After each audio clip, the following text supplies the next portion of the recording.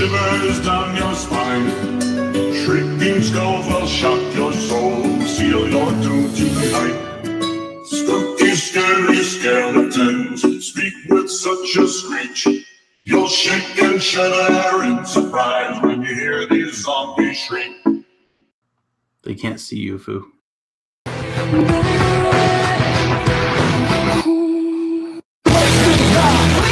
Welcome to Radio Shack.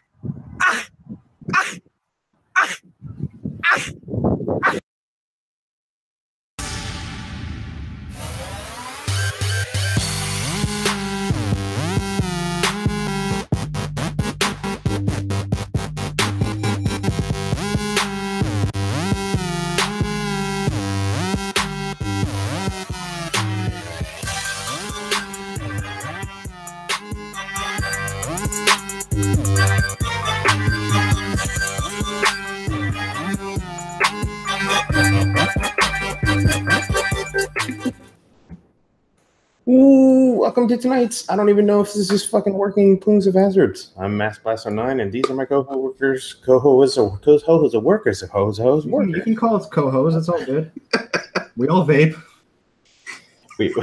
I felt like Ronald Reagan on Back to the Future 3, where he's on the TV. Back to the Future 2, when he's on the TV screen and he's like, and he's having a problem. Or was that Max Headroom? I don't fucking remember. Welcome. Some people are saying that it crashed. Some people are saying they got redirected. So we don't know if this is working or not. Welcome. X1 to win nothing. We might as well keep part of that extra money. Have you seen the effort on the last few giveaway things we tried to do? We might as well just make it an X1. What Anxie? So we missed a key part of that intro. What's that? Chance of What? You didn't introduce everybody. Whatever. Some other dude that looks pastier. Whatever. Mm-hmm. You're not right enough tonight. I forgot. Fubaka and the Angstful Vapor, who has his eyebrows tucked into his hat. Spooky eyebrows. Mine are tucked into my eyes. I must have pulled it down too low earlier. Please forgive me. Oh my goodness, Ahmed. This is the face I made when I tried Nana Cream for the first time. It was Rayons, and he's like, "Yo, this shit's bomb," and I'm like, "No." No. I know I'm in the minority in this crew, but I like Nana Cream for one reason, and that was because it tasted like nothing else on the market. And it tasted almost like a green banana, which is weird. No, that's what was about my favorite part about it. It was the strawberry that killed it for me. Everything, it left a nice flavor on your tongue. Yeah. But the aromatics and the nose note was like... The creamy part was off-putting too, to be honest. But the thing that I liked about it was, unlike everything else that was coming out then, it didn't taste like any of that. Which is that's what made me vape multiple 30 mils of it, because it was just so weird. But that's why it wasn't an ADV either, right? Because I couldn't keep vaping it because it tasted like Nana Cream. I was like, yeah, I don't want to vape that all the time. Yeah. Oh, I forgot to say hi in the chat. Oh. Apparently it's working on YouTube. Apparently the embed on homepage is not working. Oh. Whatever. What? Can people not get to the show at all? Some people were just talking about Spoopy. That was like an hour ago. We didn't pay the bill. Psychokinetic says YouTube is fine. Did YouTube ship the brick again, Duro? They might have. I don't know. Okay, I just went to the URL. It was indeed borked on YouTube, but if I command and hard refreshed it, it came up. All Duro right. said the refresh didn't help. Yeah, you may need a hard reset. Reload. So apparently the Miami New Times, Florida mom sues Juul because her teenage son can't stop vaping. Yeah. You should Hold try. on. I got the news. I got the article ready to share. Hold on. You can keep talking about it. I'll share it. Maybe he should start smoking. Like many American teens, There you go. JY started vaping after he saw other kids at his school doing it. Exactly. That's why he did it. When he was 15, the St. Lucie youth started buying products from Juul, the crazy popular e-cigarette company, at his local Wawa. Now 16, he says he's addicted and vape Juul pods up to 12 times a day. Can you imagine vaping 12 times a day, guys? Wow. Wait, vaping 12 that's times? why vaping 12 times a day. That's why JY and his mother Barbara have now sued Juul Labs in Florida Southern District. I swear my son started using the Juul and he caught the gay. I swear. It was all the Juul. They are suing them for fraud, unjust enrichment, failure to warn, and negligence. Just the latest in a string of lawsuits around the country that have been filed against San Francisco-based company in the past year, with consumers claiming the nicotine in Juul's e-cigarettes is more potent and addictive than advertised. So this is the to me the most obnoxious part of this article is right here, because it uses the verb juuling, which makes me just rage. It is the most irritating word I think I've ever seen. But this is the funny part is this: just like the teen becomes irascible and anxious if he cannot get his nicotine fix. The reason is because he's fucking 15. Of course, he's irascible and anxious. Oh man! And apparently, in April, 2 Californians sued the vape makers, saying the company's deceptive marketing practices caused them to become seriously addicted. What the fuck is wrong with people? Yeah. You made me do things. I go running. I hate the Juul causes the autism, not the vaccines. So I'm just a concerned parent here. Yeah, young people are flocking to this enticing and dangerous device. What's the brown? Hold on, I gotta click on myself. What's the brown box behind me? Oh, this was my one of my limelights that came back. Sorry, I didn't know what you meant. It's just been sitting there. It's empty because I've got it in my hand. When JY started juuling, he had no idea how dangerous it was. You're underage and you're vaping. Yeah. And vaping, Nick, and you know what? You're not supposed to be able to buy them. That's the thing that gets me is like this is a problem. You know, this teen is addicted to vaping. There's already existing rules that makes it illegal for you to buy them. Yeah, it's just like, you know. I think we should submit a editorial fix to this article at the end. The last sentence says the Janucci's are asking federal judge to grant their class action status so other Juul users can join the litigation. I think it should be changed to other Juulers. That would be offensive to actual Juulers. Get it? Cover 2 bases with 1 hit. Very efficient. Well done. Juulers and the juuling. So would it be so crazy to think that they're just gonna blame the Juuls for their kids' mishaps? I say run the Juuls, man. I have some bad news. Juuls at August 8th. So we've had we've covered over the last 2 or 3 years a string of pretty big names that have gone out of business, right? In the whole vaping thing. Oh no. There's been another one. Oh no. An institution, one could argue. An institution. Yeah. Check this out. Oh, it's backwards and weird. Look at that. What? Are you kidding me? They're still open? Yeah, that is the first thing that most people are going to say. I didn't know people were still buying Nemesis mods and shit. So I mean, if you haven't been around for a while, VapeRev was like the original high-end, place to go to get authentic K-Funds, high-end mechs, tube mods, and all that sort of stuff. But VapeRev, God, it had to have been a year and a half or 2 years ago. They like cleared out all their inventory and replaced it with. I remember I went through the website on the show. I was like, "Hey, you can buy this, that." Yeah, you could buy replacement O-ring kits for a few rando tanks and stuff. Oh, wow. They went all smoke products and whatnot. You could have bought an authentic Kraken Jenny Atomizer for like $30. So they cleared all that, the nice stuff out a while back, and I think they've been coasting on Clearos and cheap mods for a while, but apparently, indeed, Fun fact, RIP in peace, VapeRev. Yeah. Fun fact about VapeRev: they were partnered with Enjoy when I was there. Mm-hmm. They partnered with VapeRev, mistakenly after they were like the swinging horse dick, because at this point, Chinese Gear Streamlined and Nemesis mods are more or less a thing of the past. I already had a Titan beta at that point. So they were distroing for us. The problem is, as a distributor, you're supposed to distribute. Yes. So the thing is, I had doors in my region in the Northeast.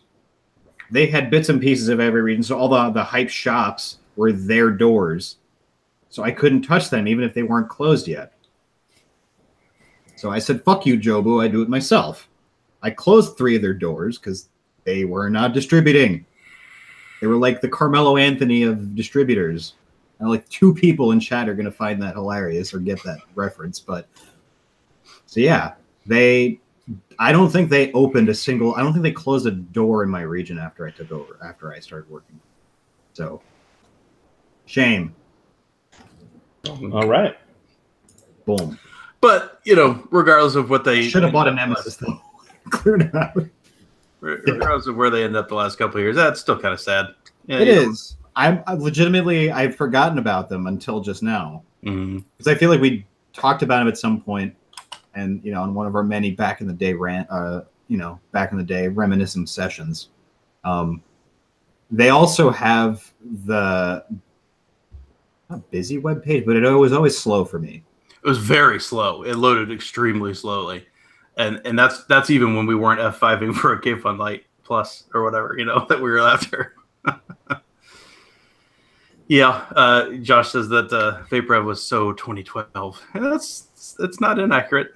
But I think they were probably relevant until probably 2014 or so. Maybe a little after that, maybe 2015.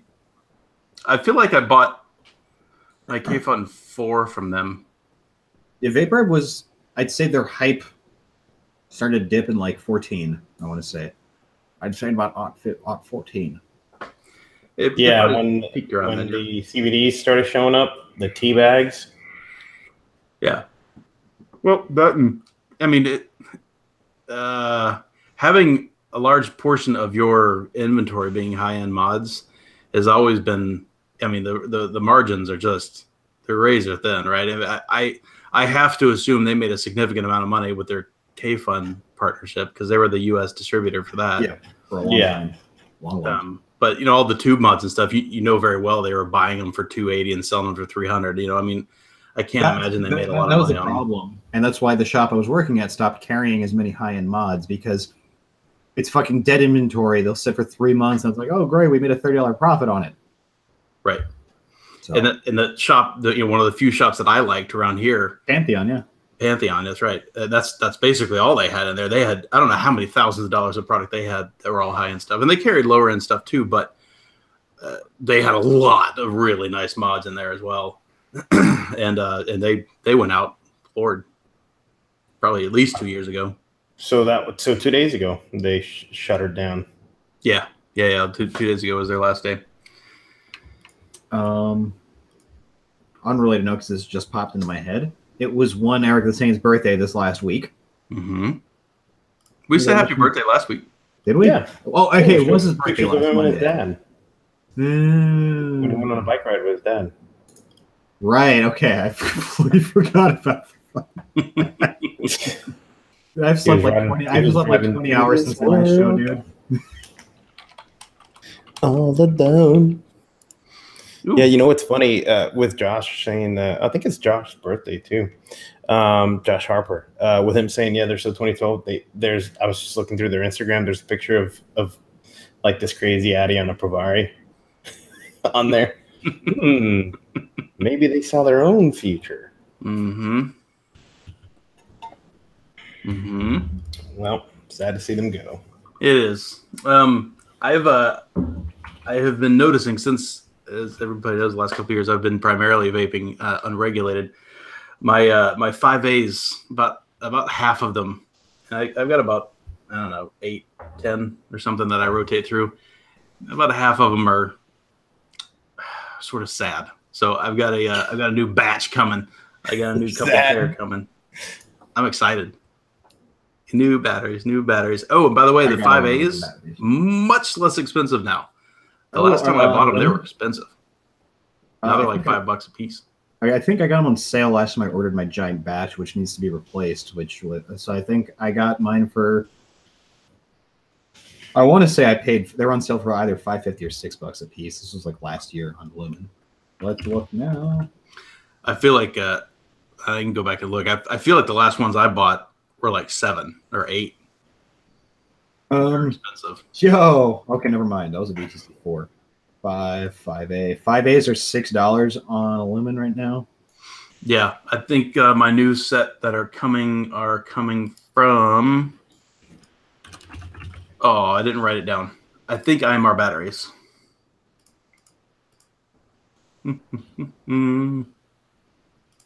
Looking. Nope, Lion Wholesale. Lion. Yeah, they've been pretty consistent. Wholesale. And I bought them for 6, I think. Yeah, 30 Qs are $5 right now. Yeah, not too shabby. The other reason, there's probably about 3 or 4 of those that need to go away because I'm getting like 1,200 mile back into them, which is low. But I also had to buy some other things to test something else maybe in the future, which I'm kind of excited about. Well, for you insinuating, sure. So speaking of testing, I forgot to mention this last week. I don't know if he had posted it yet, but Mooch made a post saying he has removed his 26650 ratings table until more testing can be done. He said it's been quite a while since he tested his last 26650, and he doesn't know which cells are the same or might have changed since I tested them. Because of this, I removed the table until more testing can be done later this year. So, and they were all shit, right? I mean, they were basically all bad anyway. Because I don't think the 26650, even though that, we had that year, was it 2 years ago? 3 years ago? That was the year of the 26650. Mm-hmm. And then as I had one model, we had the Stout, the VF Stout. The worst part about the Stout was, the fact that one of mine fell apart, and the other thing was the battery. The fucking battery sucked. Terrible. Mm-hmm. Flitzy, hello, sir. Good to see you, buddy. Welcome. I'm glad Mooch took them down because they were most of the 26650s that you could get on the market, even when Mooch did those tests, were old stock, is what he was saying. They were cells that have been sitting around for quite a while. They had all aged, and maybe they were better when they were fresh, but they certainly weren't then. I never had a mod with a 26650 in it that I thought was worth a shit, and most of that was because the 26650 itself. The sag is just too much, and they're fucking big and they're fucking heavy, and they make your mod big and heavy, and it's no good. It didn't keep Stickman from making 26650 mods. It did not. I mean, that was a heavy mod. If you're a maker like that, though, I mean, people want it. They're going to want to make what people are buying, even if what people are buying is stupid. I mean, I could see I mean, in high-end mods, it makes sense because if you're running like a Jenny at fucking 16 watts, it's in a 26 and probably fine. Yeah. Assuming you're okay carrying around a large, heavy mod. That's the other thing. It's like, I'd carry that if I was like in fear of my life of getting mugged on my way home from work. Oh shit! Festy said that Mooch trashed the Opus chargers. I didn't see that. I thought the Opus chargers were supposed to be good. Oh, I saw a picture of an exploded EFS soda charger today. I got that link right here. So here's the funny thing. When I was working in handling, I told my manager to not sell those just because they were just from how poorly built they were. Yeah. I can only assume the rest. And then I started carrying the fucking night cords. Master, there you go. I'll click on Master real quick. There you go. I haven't even heard of this brand, by the way. The soda charger? So no, it's an EFS charger. Oh, it's an EFS charger. Yeah, I hated them at the time. I could say that this guy doesn't have my luck. So the story behind this one was nearly a fire today. Came home to a smoky house and bits and pieces of battery. We know the first thing we're going to say is, why do you have this shit on a charger while you're not home? And did you see the further details there? Yes. He was only away from that thing for like 15 to 20 minutes. 12 to 20 minutes. Yeah. No sign of damage. What was left of both batteries were found and removed from the house. Yeah. I can't. So obviously, even with a really good charger, the common safety thing is you shouldn't ever leave your batteries charging unattended, right? That's just something you should never do. Yeah. But I have to admit, I forget and throw a cell on my charger and then go to sleep. Like it's been there for hours and I'm sitting here and then I go to bed and I just totally forget it's there. I've done that. I don't know how many times. Mm-hmm. That's not something I'm proud of because obviously that's what we believe, right? You always should take those things off when they're done charging, but it happens. Even I forget about it sometimes, and I'm somebody that takes that seriously. And a few days ago, there was another post that said, "I left the battery on an external charger at the office. I am locked out now. No way to get in until tomorrow morning. What should I do? What can happen?" I'm just hoping that it won't kill my battery or catch fire or something. Yeah. And it shouldn't kill your battery. If you get a decent charger, it should be fine. But Will does bring up a good point. In chat, he said, unless the wraps are shredded, what the fuck is going to cause thermal runaway like that? So that's my thing. It's either one of two things. Shit charger. Shit charger. Because it doesn't show you how many mods get put back in your battery. Well, so they were purple EFS batteries. And the charger apparently has a button. The charger was set to 0.5 amp charge, which is low. Which is low, but it's weird that you can change that. Most chargers will have you, at a set. Yeah. Like the mic core that I have, just split it up. Mine, the one that I have, and I think this is the way most of them work, is mine will go to an amp if you're only charging on the outside too, but if you populate any of the inside too, it goes down to half an amp. It's just what it does. Yeah. Basically, our chargers need more vent holes. Kind of, as Tim brings up a good point in chat, that if it gets hot while charging, heat can potentially cause components to fail. Can potentially, I don't know, cause some fucking corrosion on the board if there's some sloppy fluxing going on. So, who the fuck knows? Don't buy a soda charger. I was saying it back in 14. I'm saying it now. Don't buy it. Shit. You know what? I'll say this in front of Angsty. Buy a Luck. Okay? I don't buy EFS batteries. I don't fuck with EFS batteries. Okay, they made chargers before they made batteries, and they were good, and like the old. Dude, my old button top Orbtronics are still rocking in my flashlight. I bought those at frickin' when we were up in Virginia at VaporCon. That was like 2013, dude. No, 2012, like October and November 2012. Yeah, still working fine. But again, you're just using the flash. I mean, it's pretty high. It's a night core high power out flashlight, but yeah, they are right. Horror, that's true. It says he's asking how is it that phone stations can manage a trickle charge for decades? I don't know the technical answer to that. I'm sure Mooch does. I assume that has to do with the chemistry. Chemistry, the science, that's been and what you're putting the batteries through. Yeah, that's true. High discharge. If you just go by MOS, most like phone batteries or whatever, they've got a pretty small amount compared to what we use, every day. But I do know, so back to the other thing, I do know that Foo's had great luck with his luck. charger. And I've generally had better luck than a lot of vapors with my batteries and chargers and such. But I also, for the most part, I treat my shit right. I don't, if I rip a battery wrap, I'm not going to keep fucking using it. Yeah. Little things like that. Always being diligent about stuff. You got to be a little bit paranoid when you vape. That's the thing. I don't think there are too many vapors who put all their eggs in one basket with a device. No. I'm done with this shit, put it in my bag. This shit gets locked. The only time this isn't locked is when it's in my back pocket. Like little things like that. And, you build up that over years of doing this. The do's and don'ts. So that said, buy a luck.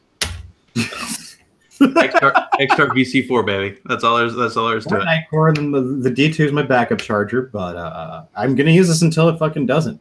Until it stops working. I broke one bay, but I got 3 more bays. Muslims are entitled 4 bays, so.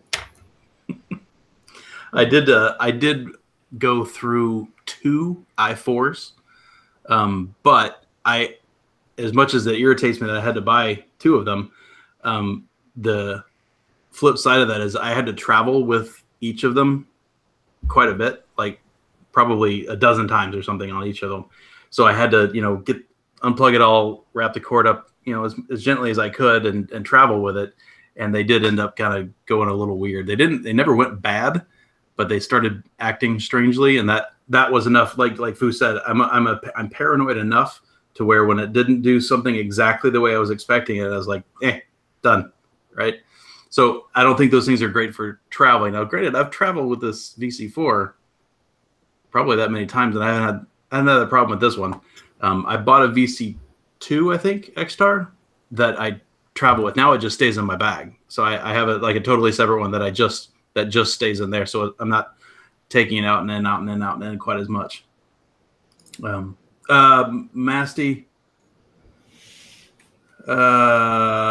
Eric is asking you, was Mass just talking about a high-powered fleshlight? Tell me more. Oh, Mass Bless just left the chat.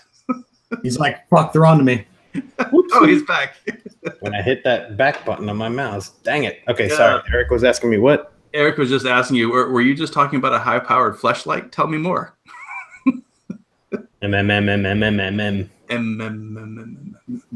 Flash. Do you actually use the back and forward button on your mouse, or do you have them enabled just to use them in game like I do?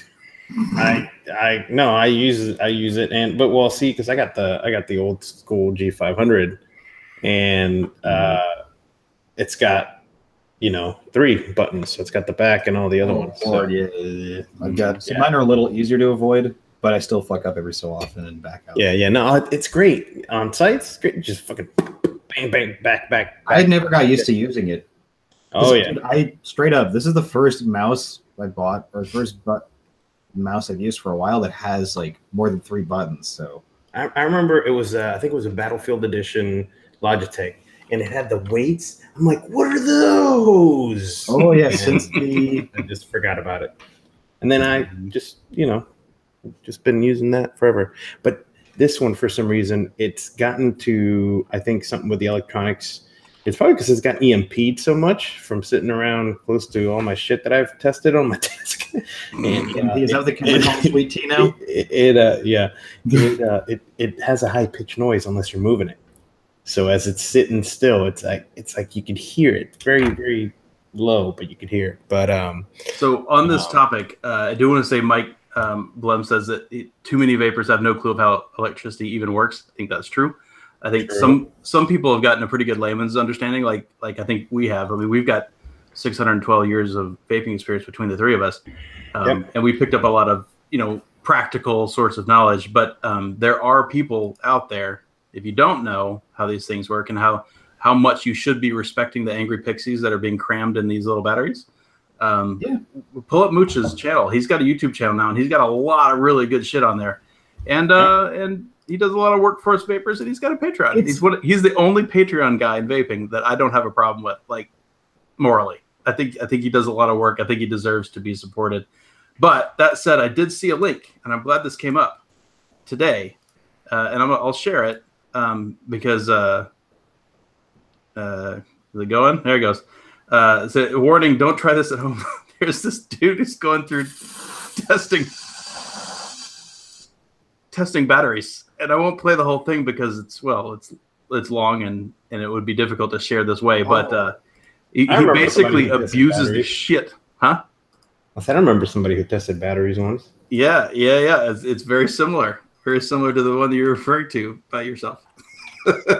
But if you do want a somewhat comical video about it, I'll share it there in chat because it is funny. And I'm sure Mooch is going to wince at somebody doing this. Do not do the stuff that this guy does at home. It's extraordinarily dangerous, but he will show you what can happen if you abuse the crap out of your batteries. And by abuse, I mean like hitting with a hammer and like kicking them around. And then he does a dead short and he does all kinds of stuff. And it is, to be honest, kind of funny, kind of funny. But don't do it. Don't do it. It's a bad idea. So speaking of funny, well, I gotta wait till Ahmed comes back for this one. Oh no, I was. You were talking about using batteries, and I remembered I have an extra battery from Elden Nexus 6 laying around. I could use some stabbing. So, for those of you who saw South Park a few days ago, they covered vaping and all the douchiness and craziness that's going on right now. And this picture came up. And yes, that person actually showed up in the South Park episode. Now, this is the only flattering picture of him because he's at his best when his face is. This is the only picture that we could really show here. If you search for his name on Google, be careful because there are some X-rated pictures out there. So be careful. But yeah, and what a great representative of the vaping community. You know the funny thing is, this is the first peep I've heard out of him since the FDA came out with their regulations. Yeah, literally. Well, I was kind of glad. I believe he is in Canada now and doesn't really care about the FDA regulations. What part of New Jersey is that in? So I think I think that when the show researchers were, because they do research this stuff, were looking for stuff, they just typed in vape douchebag, and that's the picture that comes up. And apparently he was the one buying the e-cigs for the kids and on the show. So there you go. Rick says he still lives in Jersey. Okay. There was a lot of talk of him in Canada. So, is that right? So Canada, New Jersey. Yeah, Canada, New Jersey. Ken Jersey. It's where they shot The Sopranos. So, wait a minute. Eric's chat's saying that, can we talk about how Stitch is showing up at an ECC Expo advert? Talk about terrible representatives. What Stitches? I don't know. He's not representing vaping. He's fucking shooting, trying to, what's the term? Kind of like bottom feed for publicity, just going to fucking everything in a vape convention is. Stitches he's a rapper from down here. He was too ahead of his time. That was his problem. Gotcha. Yeah. The only Stitches that I know is the World of Warcraft, not World of Warcraft, but the old Warcraft RTS. Like he was one of the undead abominations or something, right? Stitch is the one that throws the hook and he puts you in his belly. Yeah. That's the one. Yeah, he's in Heroes too. I mean, Anxie, this guy could play him. Here's a picture. Is that right? Here's a picture of him. Oh yeah, looks just like him. He just needs. Honestly, he looks. So you've seen my newspaper artwork. You saw my Phil Bassano Dimitri artwork. He's trying to look like it. It looks like I just took like a pencil, some sharp. This is shit I draw on the newspaper back in the day, growing up. Not just filling in the O's and the P's. I mean, Eric just said I'm supposed to look up "brick in your face." I saw that scene in Friday when. I mean, no one. I don't. Hey, props to him. He can rock an AK-47 while shooting. Looks like 9mm out of the AK-47 in the front of his face. So that is a little weird. Those shell casings are way too short to be coming. He looks like he could have been in that last the Mohicans movie, And we all know that the AK-47 shells don't hang around very long. Those some bitches are gone. So for the camera to catch those on his face, that's not true. Must be a 22 conversion. Mm-hmm. Yeah, that's. Can I balance out the bad news with some good? Absolutely. I think I'd like to bring this up a little bit of a notch. I do have a happy piece of news to share. It is right meow. So, oh, come on, damn it! Oh, now it's all tiny. See if I can make it bigger. There you go. So Dayan is the guy that makes the Limelight mods, the freehands that I'm a big fan of. And he said, "Well, we've made many precious things so far with this Tops and Ball. I'm proud to announce that Maya and me have become parents of a baby girl named Mila." All right. So I just want to say congratulations. He'll never see this, and it doesn't matter. But I still want to say congratulations because that's super exciting. That's cool. Yeah, everybody's healthy and happy. He said everybody's doing great. So Awesome. there you go. Awesome. Angsty, since you have all the news tonight, do you have the FDA to consider limiting e-cigarette sales to vape shops to curb youth use? Do not. So let's see. Here's a link if you can post it for me. How funny does this article, or should I say title, sound? FDA to consider limiting e-cigarette sales, so taking all the sales from online to vape shops to curb youth use. Where have all these Juulers been buying their Juuls? Would you say that it is a smoke screen? Local shops. Yeah, it's the same place we got our cigarettes, right? So it's the local guy that's not going to check ID. I'm going to take a different angle. I'm going to take a different angle at this. Say that is the case, right? The problem is in a place like in the city, for instance, or even around me in the burbs, a lot of the vape shops are also smoke shops. You know why? Because tobacco makes more fucking money than vaping. It's like University of Alabama, their football team, right?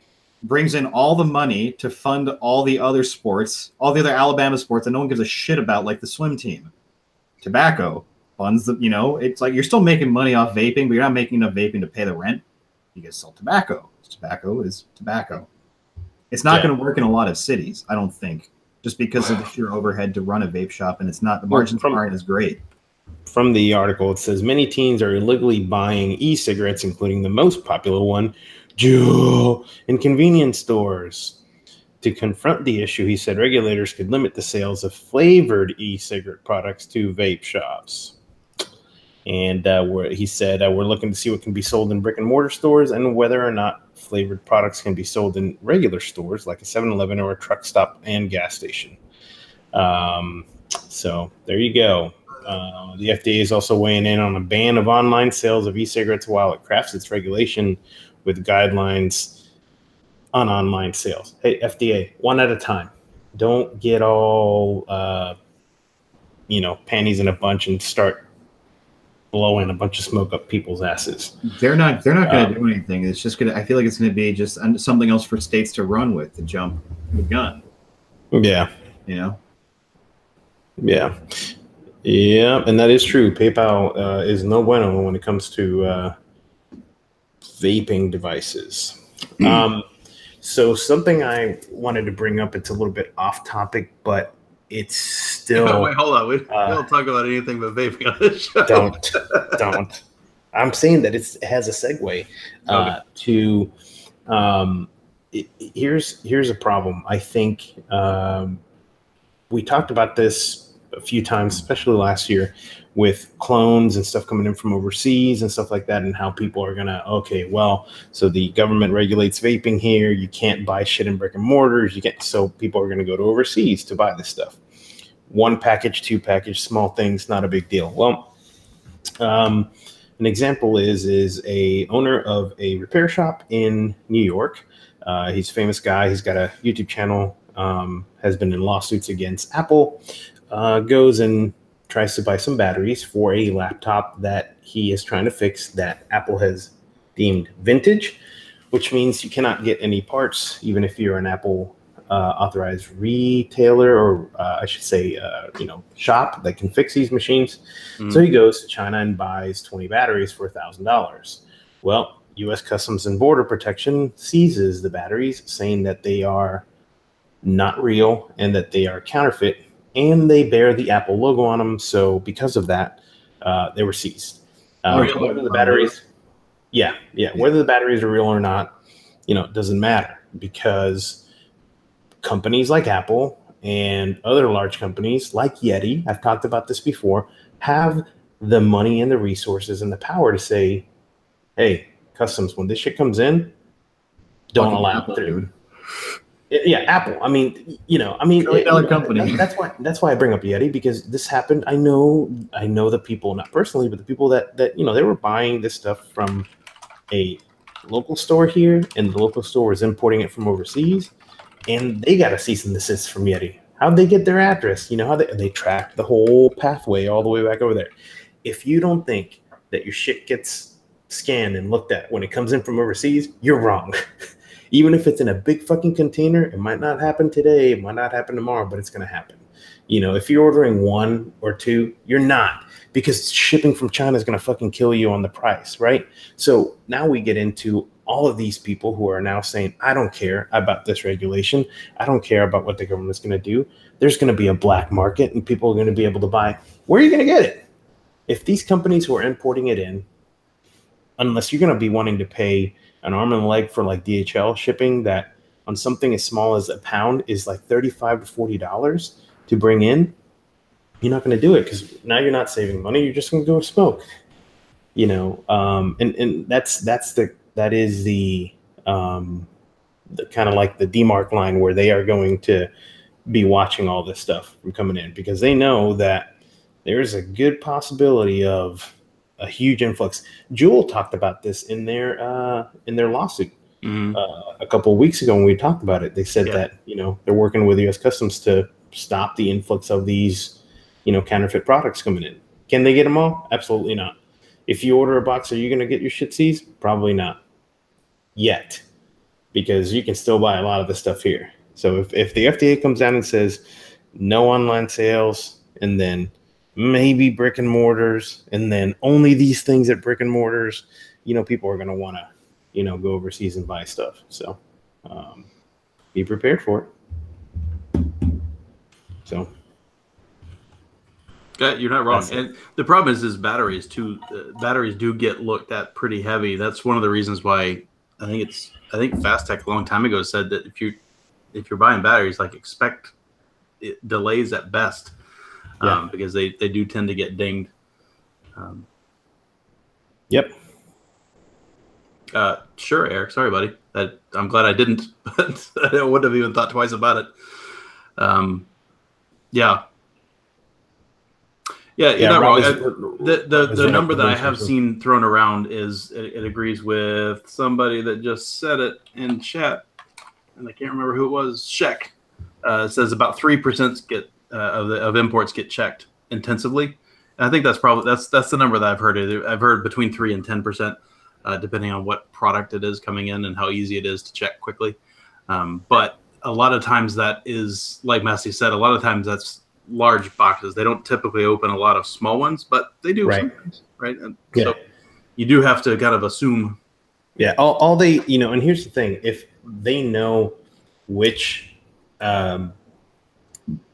companies over there are shipping, counterfeit stuff, if they get popped once, now they start watching them. Now let's start watching and see what they're coming in. And yeah, somebody asked about if they were fake Yetis. Yes, they were the exact same Yetis, made in the exact same warehouse. They were 100% counterfeit. You could not distinguish the real Yeti from, there was a spacing issue. Were they Yurties? Well, no, there was a space. This was, they were done really well. I have a picture of the actual label that comes on the outside of the cup, and there was a spacing issue on the Yeti logo. You had to look. That was the only way you were able to tell that, to the point to where Yeti actually had to get some in to make sure that they weren't the actual product. Yeah. Okay, and they were, seizing somebody's actual Yeti. So, anyways, long story short, they were counterfeit, and this order wasn't very big. It was probably 100, 200 cups. So, which is not big at all. for getting stuff overseas. And that's the thing. When you're bringing in, we have a person that we know that does imports and has been doing it for many years, and he deals in shipping container size loads. Right. We're talking, what was one of the orders that he had? It was like $2-3 million in stuff coming in. So but yeah, I mean, and it's you say, well, this company has sent us some counterfeit batteries. If battery manufacturers start saying, hey, don't do that with 18650s or whatever. So I will go ahead and say this live because it bears saying. This is so chat's been going on about the Apple thing and the batteries and the whole vintage thing you were talking about a minute ago, Massey. But I want to read William's statement because it's accurate that Tim Cook ruined the MacBook Pro. He did. He absolutely ruined it. He turned it into a super sleek and thin and cool looking, which is cool and all, but at what cost?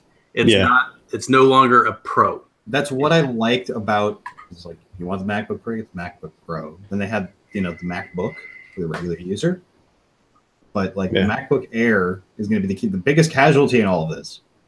Air using MacBook Air is fucking amazing, but because there's totally a market for the Air. My mom's got an Air. It's an tiered awesome products. machine. Like that, you want tiered products, right? And now it's just going to be like two different kinds of iPads, and the iPad like Pro and the Air. There's going to be relegated to one MacBook, the MacBook Pro. Maybe they'll tier that, but I'm pretty sure that the Air is not going to be a thing going forward. Yeah, because they basically turned the Pro and the iPhone. Yeah. It's literally just going to be the iPhone X from now on, or just like small version, big version. It was cool when you had the 6 Plus, you want a bigger one, right? And then they had 3 tiers at one point of phones. So. And yes, and Lewis, to go back, yes, Lewis, the guy who was who was bringing in the batteries, they were used batteries, so they were legit Apple batteries, as far as we know. Is that right? So yeah, so they were just used, meaning laptops went overseas, they were parted out, and the batteries were still good, and those were being resold. So, but because they had, yeah. So again, I haven't seen the pictures or anything like that, but yeah. Okay. So something that I have previously griped about a little bit. So as everybody knows, my favorite, I'll unwrap a new one here. My favorite e-liquid that we don't particularly have our face on is Railcracker. You probably know that. It comes now in 120 mil or 60 mil bottles, Chubby Gorilla bottles, which aren't bad bottles. But one of the things that the Chubby Gorilla suffers with is the lid, the nozzle lid. It gets on there real heavy. Like it's on there good and difficult to get off sometimes. Some people don't care about that, right? They just I suggest you nip the tip, give it a little circumcision. Because otherwise it's too narrow of a hole. But if you use something like the Rick from modmaker.co.uk, he's got these refillers, which basically is a little lid and a 510 refiller for squonkers, right? Insulated on top, nice amount of metal. Threads are great, whatever. I really like these little things. But the problem is you have to get that nozzle lid off so that you can just screw this straight onto it, right? And Bombies, who's the one who makes them bottles, Railcracker now, they had some feedback that the Chubby Gorilla nozzle cap would pop off under when you're squeezing it really good, and that is a problem that's happened to me before as well. But so that said, they really jam the shit out of those things. I mean, they really put them on there hard. So in order to get that off, historically, what I normally do is I either get a pair of pliers and just grab the nozzle and lever it off. But the other thing you can do is you can get some leverage. I'll take this lid off real quick and the little thingy. I get like a screwdriver or a flat blade of a knife or something, get it there and then open it like you would a beer bottle, right? Get it, give it a little pop. I saw a video on Reddit, which has now been deleted, which is odd. I still have the video. I do too. Yeah, I still got the post because I've good. got the direct link, but apparently the post for whatever reason was deleted. But this guy right here, start screen share. Come on, it's going. Here we go. This guy just has if you don't happen to have another implement handy, he does show you how to do it. This is from Vape Underground. But what he recommends doing is actually using the cap, and I'll show you right here. He puts the cap lid here underneath there. So if you don't have a knife or a screwdriver or whatever handy that you want to use, you can actually uses the lid, puts it under there, and basically squeezes and turns. I'll show you. Just pull it inside, twist it around, and it'll pop it off.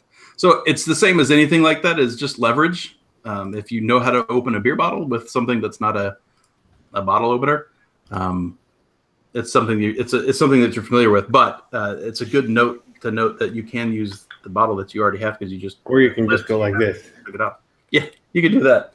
I will say that the Bombies thing it's on there so tight. How tight is it on there? It's on so tight that I have ripped the nozzle off, like broken the plastic, and the nozzle just pops off. And now there's like I saw you using that bottle one time, and I'm like, what happened to that nozzle? Yeah. So anyway, so you can do it either way. If they're on there really good, you can use that method. You can use the whole thing. Yeah, works. Wanted to make sure to share that. So I wish I could tell you who posted it on Reddit the other day, but post was deleted. Yep. Boom. So there was an article, and I'm not sure how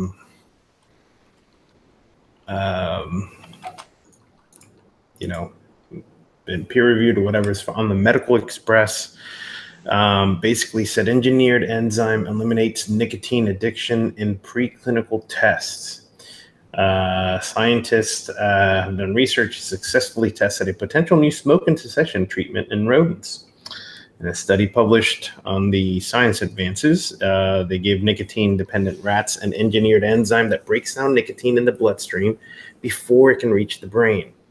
The treatment quickly reduced the animal's motivation to take nicotine, reversed the signs of nicotine dependence, and kept them from relapsing when they were given access to nicotine again. So it sounds like this lab needs to test this shit on that kid in Florida who can't stop juuling.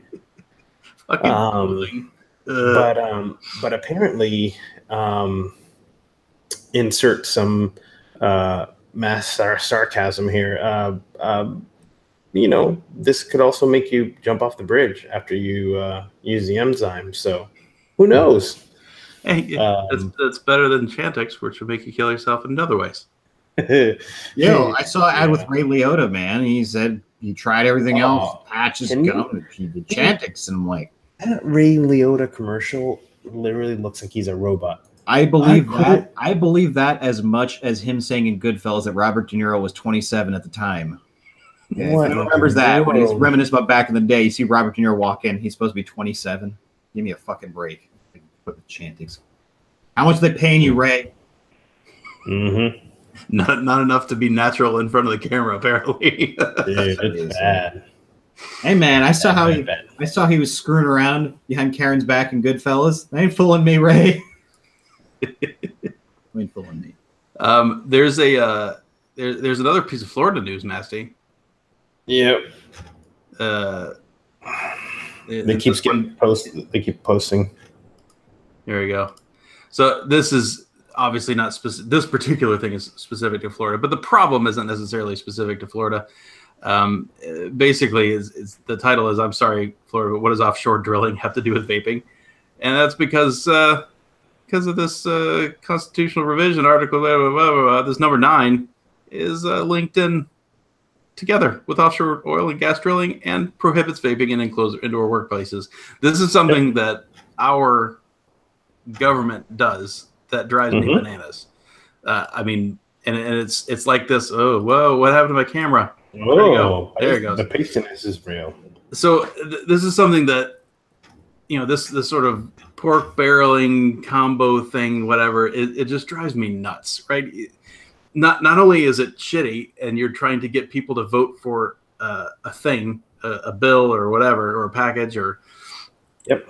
You bait people into voting for it, either as representatives or to the general public, and it's got all this other shit that you wished were separate, right? They're not even like this one, not even in the same boat. I mean, they're two subjects couldn't be farther apart, and yet you have to vote on them together, which is stupid. So it messes. It obviously messes. It makes us make bad laws. It makes us, if you're paying attention, sometimes you don't even notice, which is even worse. And also, it messes with people's voting records. So if you're going to vote for your representatives, which, by the way, you need to be registered to vote, because you got a pretty big vote here coming up pretty quick. It messes with your voting record, right? So you can then come out and say something crappy about your opponent. Well, you're against offshore drilling because you wanted to do something with vaping, right? And or whatever it is, right? It messes all of that stuff up, and that makes us vote bad people in. It makes us vote bad politicians or bad laws in. It's just shitty. I really wish we couldn't do that.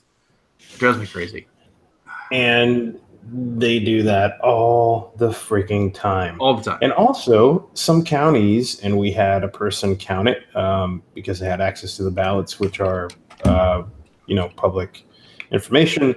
Some of these ballots are 9 to 13 pages long. Like, literally, the guy, when I watched that on the news, holds it up and the thing just fucking flops to the floor. And what the fuck? Like, there's so much stuff on there that people are going to, no wonder people mail their shit in.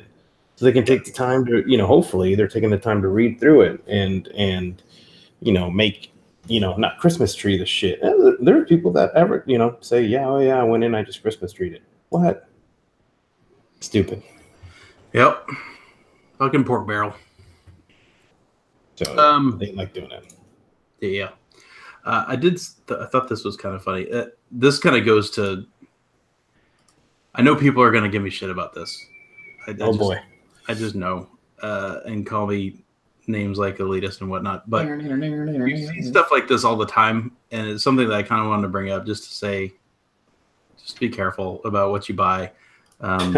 These guys, this guy, Ace of Pilots GG, was talking about, it took him 10 to 11 months to answer a warranty request for a smoke mod that he bought, and to recommend, staying away from them. And when they did, it was a coupon to their site store, and all this, they're all max RRP, real expensive shit anyway, plus shipping. So it ends up being just useless. So I understand, and understand that I'm trying to not be terrible about this, but at the same time, support people that are good people, right? I understand if you don't want to spend a lot of money on something, that's fine. There's a large number of mods that you can get that aren't terribly expensive, but you may pay a little bit more. But you're supporting people, like smaller modders, and you're putting food literally on their table when you support people like this. And those people are the people that are gonna be able to answer an email, if you got a problem with their product, right? You're not talking about Rebel Vapes, are you? Yeah, Rebel Vapes. I was gonna say, I'm all about supporting local modders, but more often than not, there have been a lot of companies that have dropped the ball. Problem is, China, these giant Chinese companies, customers, they're like Bobby Brown, man.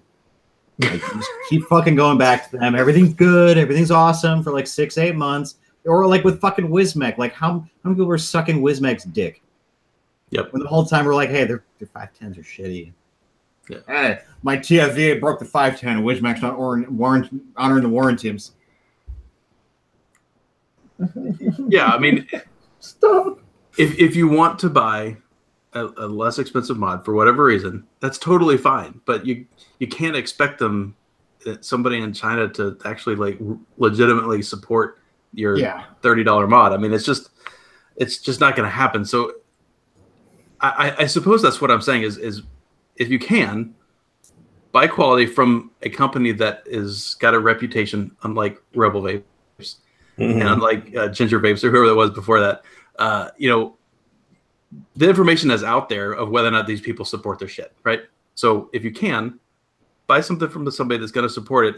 And if you can't, okay, buy something that's hopefully safe, that's cheap, but you can't expect them to cover that because they're not. They just won't. You can't make them. I mean, look at how much trouble we had Duro and Rob that were having problems with Rebel Vapes. He just talked about that just a minute ago. Okay, so it's a two-tiered issue. To catch you up in the last 40, 50 years of economics, globalization, customer service do not go hand in hand, right? Not. Vaping has produced some of the dumbest business acumen I've ever seen, so tread carefully if you're going to pick an American company. I recommend Kennedy Vapor. But they're all about the mechs. And Steve's awesome. He's got an awesome Instagram. If you like machining porn, go watch. Let's go. The Machinist 12. But yeah, Kennedy Vapor. I can't think of fuck all right now. But I will say one thing, and I haven't reviewed their policy specifically, but if they carry what you want, maybe buy from VapeMats. Those guys they're quality people, and I have personally purchased a couple of things through there that turned out to be bad, and they were right there. Exactly. Yeah, that was my next point. The Vapor DNA or VapeMats, any like these domestic like good retailers. I say Vapor DNA, My Vapor Store. Those are they'll make it right. They sell you something and shit goes awry. 9 times out of 10 they'll do it as long as it's really because they a lot of times they issue their own warranty or like 6 months, 3 months, 8 months, whatever. And they may not be that you probably can find JoeBlowFlyByNight.com that has it for $5 cheaper. That may be the case, but if you can buy it from a reputable reseller, it gives you a little bit more recourse, right? Because maybe they can leverage a little bit more of that warranty behind there that you can't, right? Since they bought it originally. Maybe. The only time that a company like Smoke is going to give a shit about you is if you're a shop or you're an online retailer and you're ordering these sons of bitches 500-600 at a time. You're like, hey, I had 30 of them that were bad. Like, you got to make this right, and they'll make it right. But not you if you order direct from them or you bought it from a reseller and you're just kind of like knocking their door with your warranty card that comes in the box. Like, hey, you have to honor this. You have my warranty card. You have to honor this. It says you have to. This piece of paper. That's adorable. Scratchy thing that's scratched out. Honor me. I'm going to see you on Judge Judy. E-Ciggity probably should be shouted out there too. I haven't had any warranty stuff with them, but I do know that they seem to be quality people, and they do. I mean, they get their shit out fast, and they seem to be good folks. That's probably good. And obviously, I mean, this if you wanted to spend a little bit more money on a squonker, that Limelight it might be the model in vaping for that to me, because they handle that shit, and the guys that they have people in the States that handle it for you. Like you contact Ace, he's in chat, and Gular is often in chat too. Both those guys, they will coordinate that for you. Now, will your mod be gone for a few weeks? Yeah, okay, it's got to go to Serbia, but it's at least going to be handled right and handled properly, and because they stand by their products. So, but I don't want to focus on specifically one, because there are other ones that do that as well. So just be careful where you buy shit from. Buy from good places, even if it's $5 more expensive. If it's a good place, then you may need the help that $5 buys. Exactly. It's not, it's you're paying for that exactly. You're paying for resolution, this, that. And you know what? When you really boil it down, sometimes spending another $40-$50 on another mod is worth it versus the amount of energy and time you're going to waste trying to get China to honor that warranty card. So. Yep. That's the end of all my news this week, boys. I don't have a whole lot of fun stories or anything. Just some news. Make sure everybody tunes in for the Spooktacular Spooky Spookinacious show next week. Just getting you warmed up. Wait, today's the 22nd. You got something Halloween's on Wednesday? Fuck. Halloween is on a Wednesday. Yeah.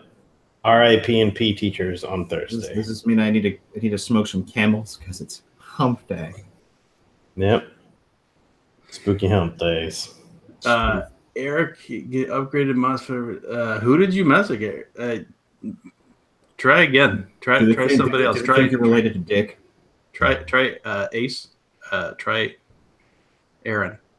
One of those two guys. They'll get back to you post Ace. I promise. Hey, wait. Notice. He's mentioning this. And Girth Brooks is not in chat. Is he the same person? I do not recall Girth Brooks in chat tonight. Yeah, that's right. That's right. Costumes is a bit of a stretch, but there'll be something. Yeah. Like we said earlier, Maya just had a baby, so the two of them are going to be out of communication for a little while. But if you're here in the States, message one of the admins. They'll help you out, because that's where you're going to be sending it anyway. You're not going to send it directly to Serbia. You'll be sending it domestic to be handled. All right. Thank you, everybody, for coming by. I really appreciate it. You guys, we'll see you next week for Spooktacular or whatever. Love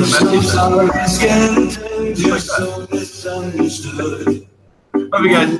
I'll take it easy. Peace out.